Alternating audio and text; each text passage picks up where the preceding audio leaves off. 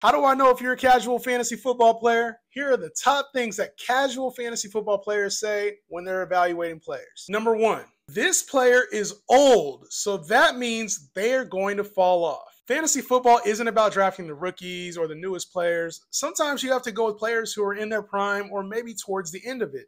Last year, we saw Joe Mixon and Derrick Henry finish top 10 at their position. We also saw guys like Mike Evans, Stephon Diggs, Keenan Allen, and Devontae Adams finish top 10 at receiver. Stop hating on the old guys. The second way I know if you're a casual fantasy football player or not, you say things like, this rookie is going to be a league winner, so make sure you take him early. Fantasy football is about value, so if you can get a rookie at a good cost, that's what you do. There's no need to overpay for production we haven't seen on a field yet. The third cliche thing I see a lot of fantasy football players say lets me know they're casual. Player X is this year's version of player Y from last season. Look, I get it. We're all trying to find the players that made us win last year and the players that made us lose last year, but this is a brand new fantasy season. The 2024 season is going to look a lot different than the 2023 season. The fourth way I know you're a casual fantasy football player, if you say, he burned me last year, so I'm not drafting him this year. Every season is a brand new fantasy season.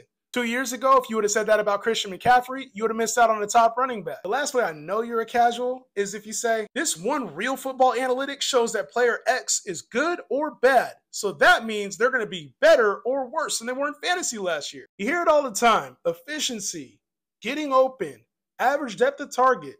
Those can be helpful in identifying fantasy studs or potential value, but those are not, and I repeat, those are not shortcuts for finding this year's fantasy studs.